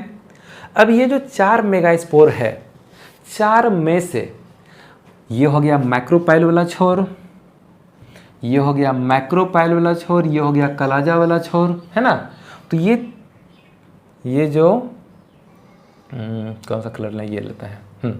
मैक्रोपाइल वाले छोर की तरफ से 4 में से 3 मेगास्पोर नष्ट हो जाएगा। ये जो 3 मेगास्पोर है ये हो जाएगा नष्ट। ये मैक्रोपाइल वाले छोर की ओर से 3 मेगास्पोर हो जाता है नष्ट, और ये जो 1 मेगास्पोर है ये बच जाता है। तो केवल एक ही मेगास्पोर बचा। मैक्रोपाइल वाले छोर से 3 मेगास्पोर नष्ट हो गया, और कलाजा वाले छोर की ओर जो 1 मेगास्पोर है वो एक बच गया। हम इस मेगास्पोर को कहते हैं फंक्शनल मेगास्पोर। इसको बोलेंगे फंक्शनल मेगा स्पोर, जो कि है हैप्लॉइड, ठीक है। और केवल ये एक पीस है, ये एक पीस फंक्शनल मेगास्पोर है, और 3 क्या हो गया, नष्ट हो गया। 3 हो गया नष्ट, डीजेनरेट कर गया। डीजेनरेट का मतलब होता है नष्ट करना, नष्ट होना। तो शुरू का मैक्रोपाइल की तरफ से 3 मेगास्पोर नष्ट हो गया, केवल 1 मेगास्पोर बचा रह गया, जो कहलाएगा फंक्शनल मेगास्पोर। इतना सा प्रोसेस कहलाता है मेगा स्पोरोजेनेसिस। इसके बारे में थोड़ा सा हम लिख देंगे, ठीक है। मेगा स्पोरोजेनेसिस है क्या, हम देख रहे हैं कि इस ओव्यूल में पहले क्या बना, एक मेगास्पोर मदर सेल बना। तो एक मेगास्पोर मदर सेल से उसमें मियोसिस हुआ, और पहले 4 मेगास्पोर बना। 4 में से 3 मेगास्पोर नष्ट हो गया, और केवल एक फंक्शनल मेगास्पोर बचा रहा। तो हम इतना सारा प्रोसेस को कहते हैं मेगा स्पोरोजेनेसिस। यानी कि हम लिख सकते हैं कि एक डिप्लॉइड मेगास्पोर मदर सेल से हैप्लॉइड मेगास्पोर बनने की प्रक्रिया को क्या बोलेंगे, मेगा स्पोरोजेनेसिस बोलेंगे। तो अभी हम देख रहे हैं कि जो ओव्यूल का स्ट्रक्चर है, तो उसमें न्यूसेलस का कोई एक सेल साइज में बड़ा हो गया, जो कहला गया मेगास्पोर मदर सेल। उसमें हो गया मियोसिस डिवीजन, बन गया 4 मेगास्पोर। 4 मेगास्पोर में से 3 मेगास्पोर नष्ट हो गया, बच गया केवल 1 मेगास्पोर, और ये जो 1 मेगास्पोर है ये कहला गया फंक्शनल मेगास्पोर। अब ये जो फंक्शनल मेगास्पोर है यही साइज में खूब बड़ा हो जाएगा। ये जो फंक्शनल मेगास्पोर है ये तीनों को तो काम खत्म, तीनों नष्ट हो गया। आखिर क्यों नष्ट हो गया, ये जो मेगास्पोर है उसके अंदर ही तो फीमेल गैमेट बनना है। अगर 4 मेगास्पोर रह जाए तो ज़्यादा से ज़्यादा फीमेल गैमेट बनेगा। अगर कम मेगास्पोर रहेगा तो कम से कम फीमेल गैमेट बनेगा। तो फीमेल गैमेट की संख्या को कम किया जाता है। फीमेल गैमेट बहुत ज़्यादा संख्या में नहीं बनना चाहिए, मेल गैमेट ज़्यादा संख्या में बनना चाहिए। जैसे कि पोलन ग्रेन में हम लोग देखे थे कि मेल गैमेट ज़्यादा संख्या में बनता है, तो वहाँ पर जो माइक्रोस्पोर मदर सेल था, माइक्रोस्पोरोजेनेसिस पढ़े थे ना, जो माइक्रोस्पोर मदर सेल था उसमें हो गया था मियोसिस, तो बन गया था 4 माइक्रोस्पोर जो कि ग्रुप में चिपका हुआ था, उसको बोले थे माइक्रोस्पोर टेट्राड। याद आया, माइक्रोस्पोर टेट्राड। फिर टेट्राड अलग अलग हो गया तो वो कहला गया 4 माइक्रोस्पोर, और वो चारों का चारों सुरक्षित रह गया था। सब परागकण में विकसित हो गया था, सभी परागकण के अंदर में मेल गैमेट बन गया था, तो वहाँ ढेर सारा मेल गैमेट बन गया था। लेकिन फीमेल गैमेट की उसकी संख्या को लिमिट किया जाता है, कम किया जाता है। और फीमेल गैमेट की संख्या को कम करने के लिए ये जो मेगास्पोर है उसमें से 3 मेगास्पोर को नष्ट करना पड़ता है, केवल एक क्रियाशील मेगास्पोर बचा रहता है, और यही मेगास्पोर फिर धीरे धीरे बाद में बड़ा हो जाएगा और बड़ा होकर के बनाएगा एम्ब्रायोसेक। ध्यान से समझना है कि ये 3 तो खत्म हो गया, बच गया केवल एक ना। अब यही एक मेगास्पोर जो फंक्शनल मेगास्पोर है ये साइज में हो जाएगा बड़ा, और जैसे ये बड़ा होगा तो बनेगा एम्ब्रायोसेक। अब ये एम्ब्रायोसेक कहाँ है, तो जो हम लोग ओव्यूल का फिगर यहाँ पर देखे थे, ओव्यूल का ये फिगर हम देख रहे हैं ना, ओव्यूल में ये जो बड़ा सा अंडा जैसा रचना है जिसको हम बोले थे एम्ब्रायोसेक, ये बड़ा सा अंडा जैसा रचना एम्ब्रायोसेक, और इसके अंदर में बहुत कुछ है। 3 एंटीपोडल सेल है, 3 पीस ये एग एपरेटस है, और फिर ये 2 पीस पोलर न्यूक्लियाई है। तो ये जो हम बड़ा वाला अंडाकार रचना देख रहे हैं रेड कलर से, जिसको एम्ब्रायोसेक बोल रहे हैं, इस एम्ब्रायोसेक का निर्माण उसी एक फंक्शनल मेगास्पोर से होता है। जो अभी मेगास्पोर बना ना, 4 बना, 3 नष्ट हो गया, 1 मेगास्पोर बच गया, वही 1 मेगास्पोर साइज में हो जाएगा बड़ा, और बड़ा होकर के बना लेगा ये वाला एम्ब्रायोसेक। उसके अंदर और भी कुछ कुछ घटना घटेगा, देखेंगे अभी, और फिर ये अंदर का सारा पार्ट्स बन जाएगा। तो पहले हम देख लिए कि ये मेगा स्पोरोजेनेसिस, जिसमें कि एक डिप्लॉयड मेगास्पोर मदर सेल से पहले 4 मेगास्पोर बना, 4 मेगास्पोर में से 3 नष्ट हो गया, केवल 1 फंक्शनल मेगास्पोर बचा रह गया। इतना सा प्रोसेस कहला गया मेगा स्पोरोजेनेसिस। और अब यही मेगास्पोर जो है फंक्शनल मेगास्पोर साइज में होगा बड़ा, और उसके अंदर बनेगा फीमेल गैमेट। वह घटना कहलाएगा डेवलपमेंट ऑफ फीमेल गैमेटोफाइट या डेवलपमेंट ऑफ एम्ब्रायोसेक, या हम उसी को बोलते हैं मेगा गैमेटोजेनेसिस। तो स्टार्ट करते हैं अगला टॉपिक। देखते हैं आगे।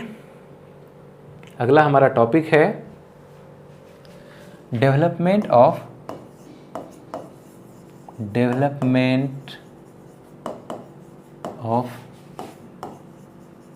फीमेल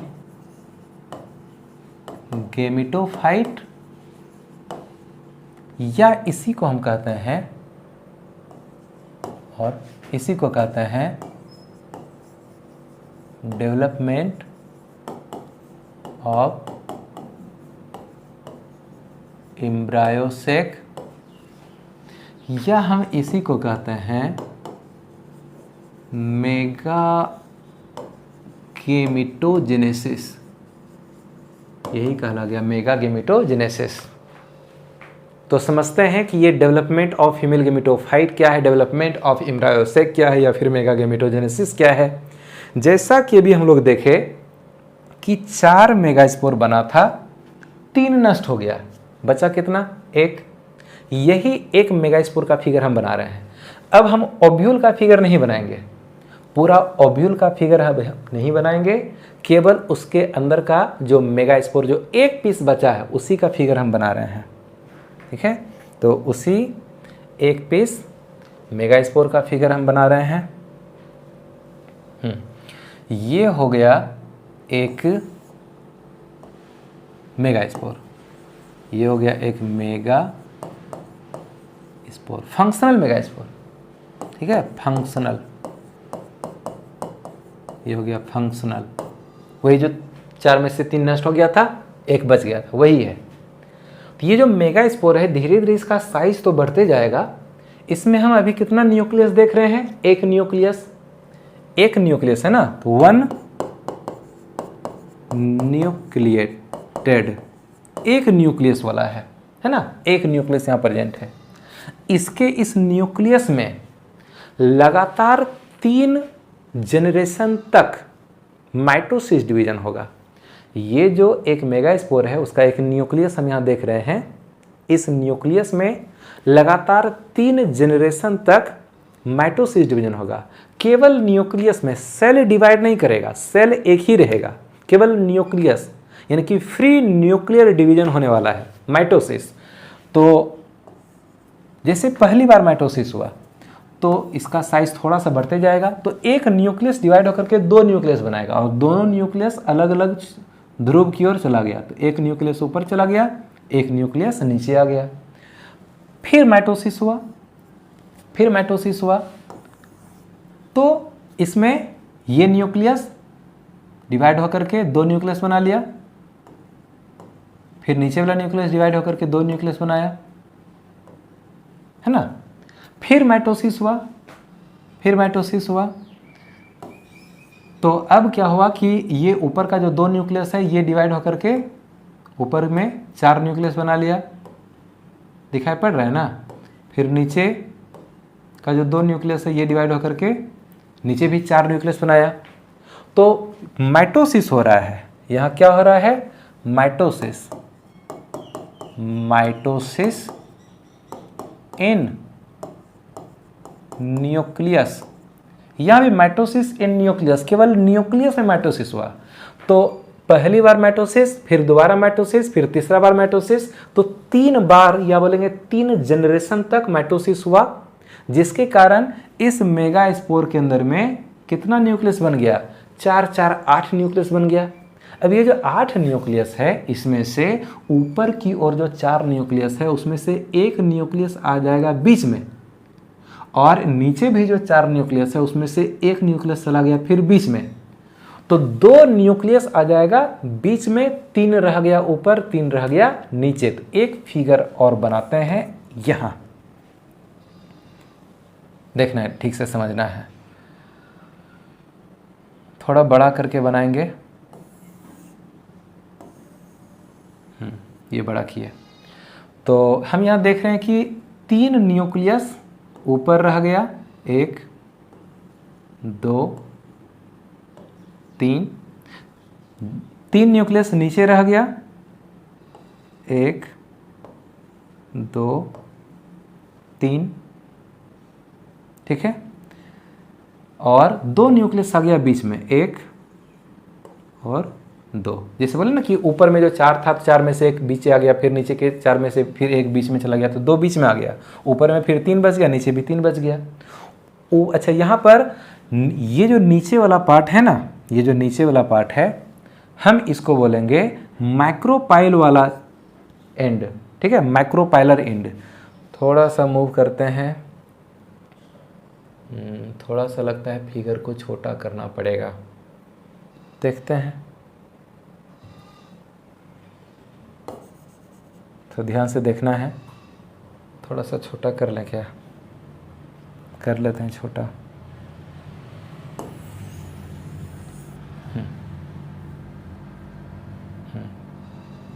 ये ठीक है, समझना है ठीक से।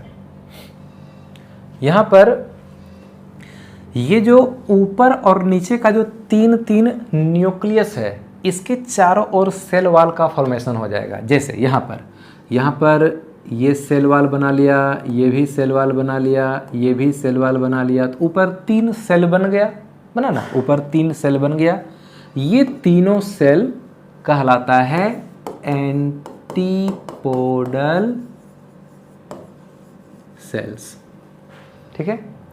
अब नीचे में ये जो 2 न्यूक्लियस है नीचे तरफ, इसके चारों ओर सेल वाल बना, इसके चारों तरफ, इसके भी चारों तरफ, लेकिन नीचे तरफ कुछ इस तरह का उभार निकला रहता है, ऐसे ऐसे करके। और फिर यहाँ पर थोड़ा सा कलर हम चेंज कर लें,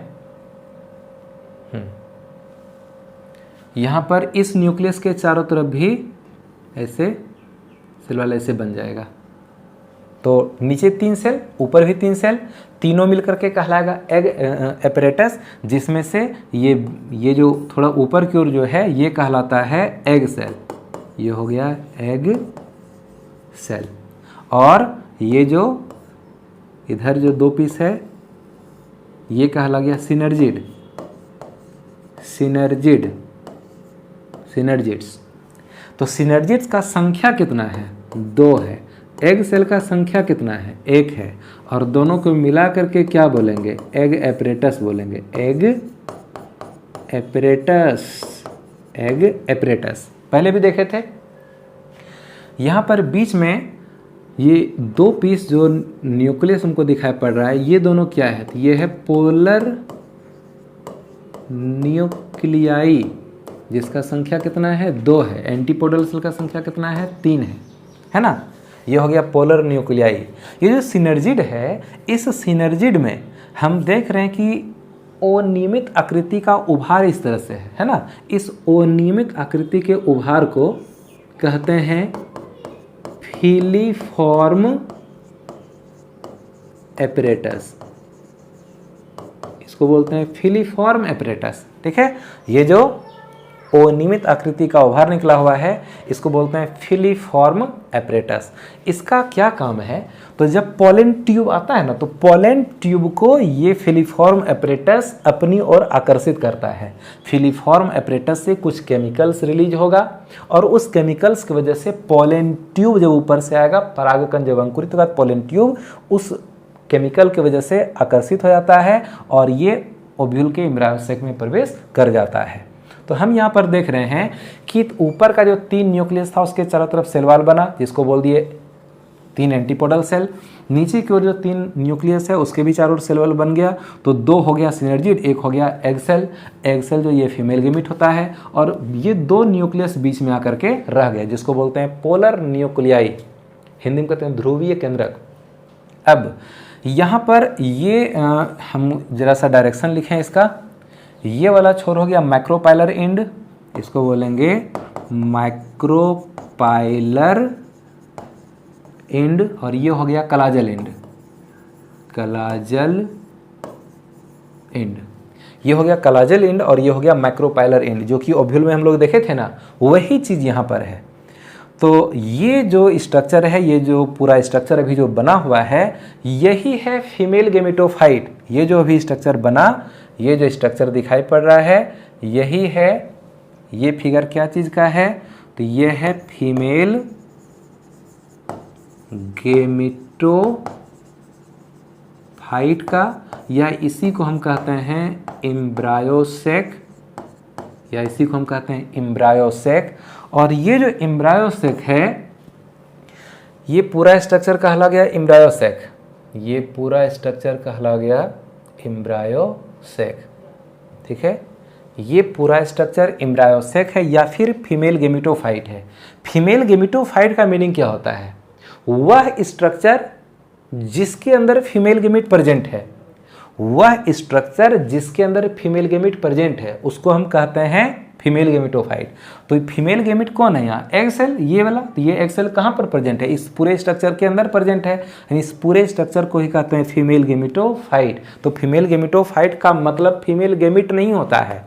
फीमेल गेमेटोफाइट का मीनिंग है वह संरचना जिसके अंदर फीमेल गेमेट मौजूद है। तो ये एक ऐसा स्ट्रक्चर है जिसके अंदर ये फीमेल गेमेट मौजूद है, तो हम इसी स्ट्रक्चर को कहते हैं फीमेल गेमेटोफाइट, या इसी को कहते हैं एम्ब्रायो सैक। तो ये जो एम्ब्रायो सैक है, इसमें हमको टोटल कितना सेल और कितना हमको न्यूक्लियस दिखाई पड़ रहा है, इसको जरा सा गिनते हैं।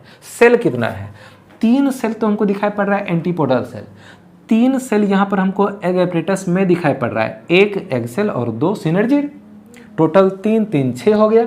और ये जो पोलर न्यूक्लियाई प्रेजेंट है, ये एक बड़े से सेल के अंदर है। तो ये जो पूरा ये जो पोलर न्यूक्लियाई है ना, ये एक बड़ा सा सेल ही है। ये इस सेल को हम कहते हैं सेंट्रल सेल, इसको बोलते हैं सेंट्रल सेल। इसका संख्या कितना है, 1 है। तो टोटल सेल हो गया 3 3 6 और एक बड़ा वाला सेंट्रल सेल 7, टोटल 7 सेल्स है। ठीक है ना, तो इसको बोलेंगे 7 सेल्स, 7 सेल्ड लिखते हैं, 7 सेल्ड, हिंदी में बोलेंगे 7 कोशिकीय। एंड कितना न्यूक्लियस है, तो यहां पर हम देख रहे हैं कितना न्यूक्लियस है, यहां हम देख रहे हैं 3 एंटीपोडल सेल में प्रत्येक में 1 न्यूक्लियस, तो टोटल 3 न्यूक्लियस। यहाँ पर एग एपरेटस में 3 सेल, तो तीनों में प्रत्येक में 1 न्यूक्लियस, यहाँ भी 3 न्यूक्लियस, कितना हो गया 6, 3 और 3 6 न्यूक्लियस, और 2 न्यूक्लियस यहाँ, तो 6 2 8 न्यूक्लियस। तो न्यूक्लियस 8 है, न्यूक्लियस कितना है 8, तो 8 न्यूक्लिएट, न्यूक्लियस है 8, न्यूक्लियस है 8 है, न्यूक्लियस है 8 और सेल कितना है 7। ये जो फीमेल गेमेटोफाइट है या फिर एम्ब्रायो सैक है, इसमें टोटल हमको 7 सेल्स दिखाई पड़ता है और 8 न्यूक्लियस दिखाई पड़ता है। 3 और 3 6 कोशिका, सॉरी, और फिर यहाँ पर एक बड़ा वाला हो गया कितना, सेंट्रल सेल 1 हो गया, 7 हो गया, तो 7 सेल हो गया। और न्यूक्लियस टोटल 8 है, 3 न्यूक्लियस यहाँ दिख रहा है, 3 न्यूक्लियस यहाँ दिख रहा है, 2 न्यूक्लियस यहाँ दिख रहा है, तो 3 3 6 2 8 न्यूक्लियस। तो ये जो फीमेल गेमिटोफाइट या एम्ब्रायोसेक होता है ये 7 सेल्ड एंड 8 न्यूक्लिएटेड स्ट्रक्चर के रूप में रहता है। याद रखना है कि फीमेल गेमिटोफाइट या एम्ब्रायोसेक में टोटल 7 सेल्स पाया जाता है और 8 न्यूक्लियस पाया जाता है। तो हम इसी प्रोसेस को कह देते हैं डेवलपमेंट ऑफ फीमेल गेमिटोफाइट। इसका परिभाषा हम क्या बोल सकते हैं, हम कहेंगे एक मेगा स्पोर से, एक फंक्शनल हैप्लॉइड मेगा स्पोर से एम्ब्रायोसेक बनने, यही पूरा स्ट्रक्चर कहला गया क्या, एम्ब्रायोसेक।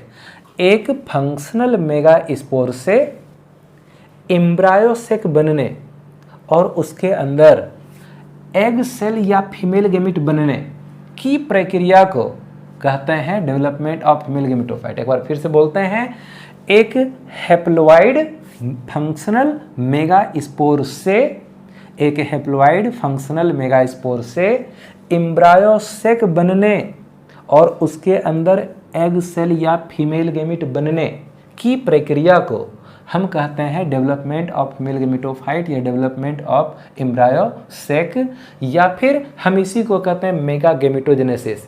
ये जो फीमेल गेमिट है ये बड़ा टाइप का होता है, थोड़ा बड़ा साइज का होता है। तो फीमेल गेमिट बड़ा होता है, बड़ा यानी मेगा, और गेमिटोजेनेस यानी गेमिट बनना। तो जो फीमेल गेमिट बनता है ना तो उसी को कहते हैं मेगा गेमिटोजेनेसिस। क्या ये बात समझ में आया कैसे बना? हम देखें कि जो 4 मेगास्पोर बना था 3 नष्ट हो गया था, 3 में से फिर 1 बचा था, 4 में से फिर 1 बचा था, तो वही था फंक्शनल मेगास्पोर। उसके न्यूक्लियस में 3 जनरेशन तक माइटोसिस हुआ। पहली बार माइटोसिस हुआ 2 न्यूक्लियस बना, फिर माइटोसिस हुआ 4 न्यूक्लियस बना, फिर माइटोसिस हुआ 8 न्यूक्लियस बना। 8 में से 2 न्यूक्लियस आ गया बीच में और 3 चला गया कलाजा वाले छोर पर, 3 आ गया माइक्रोपाइल वाले छोर पर। तो कलाजा और माइक्रोपाइल वाले छोर की ओर जो 3 न्यूक्लियस था उसके चारों ओर सेल वॉल का फॉर्मेशन हो गया, जिसके कारण वो सेल में कन्वर्ट हो गया। बीच का दोनों न्यूक्लियस के रूप में ही रह गया। तो यहाँ ऊपर में 3 एंटीपोडल सेल बन गया, नीचे में 3 टोटल एग एपरेटस बन गया, जिसमें से 1 एग सेल है, 2 सिनर्जिड है, और बीच में 2 न्यूक्लियस रह गया जिसको बोलेंगे पोलर न्यूक्लियाई।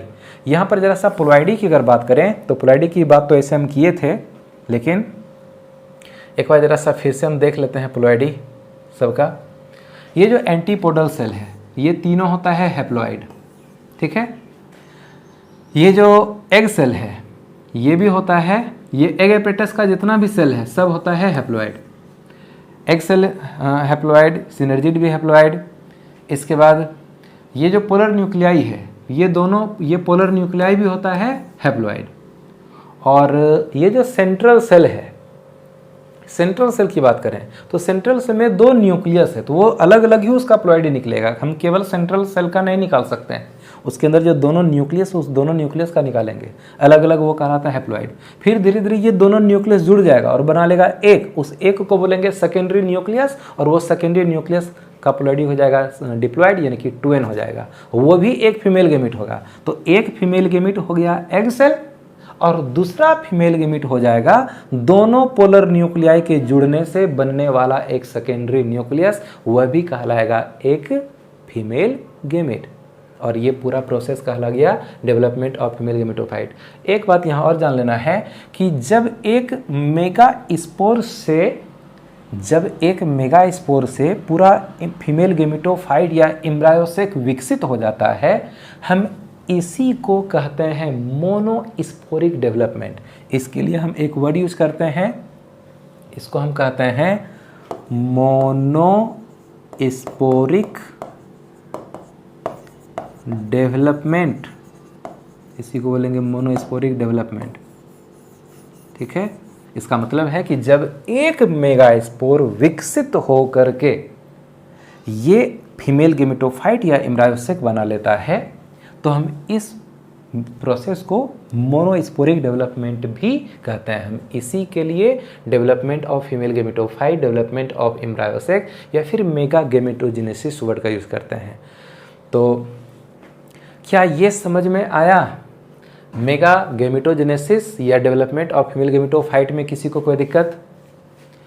आज का टॉपिक यहाँ हो जाता है कंप्लीट।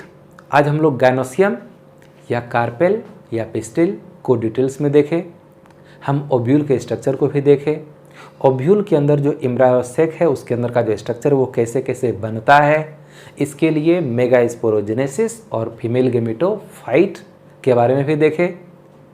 उम्मीद है कि ये वीडियो देखने के बाद समझ में आ गया होगा। और अभी हम स्क्रीनशॉट क्लिक करवाते हैं।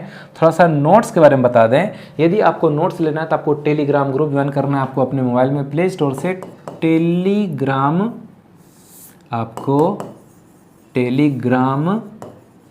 ऐप डाउनलोड करना है और टेलीग्राम के अंदर जाकर के सर्च करना है, आपको सर्च करना है यूनिवर्सल बायोलॉजी, सर्च करना है यूनिवर्सल बायोलॉजी। सर्च करने के बाद एक इस नाम का ग्रुप आएगा, आपको खुद से उस ग्रुप में नीचे ज्वाइन बटन रहता है, ज्वाइन कर लेना है और आपको इस जो भी पढ़ाते हैं इसका नोट्स आपको मिल जाएगा।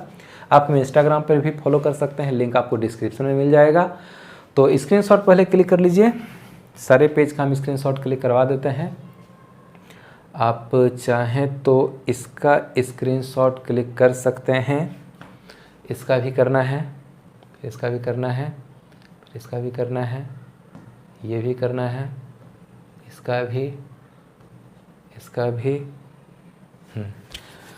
तो कंप्लीट हो गया। हम लोग अगले वीडियो में पॉलिनेशन के बारे में पढ़ेंगे। पीछे का जो भी पढ़ाए रिवीजन करते रहना है, तभी समझ में आएगा, तभी याद रहेगा, याद करना पड़ेगा, ढेर सारा वर्ड है।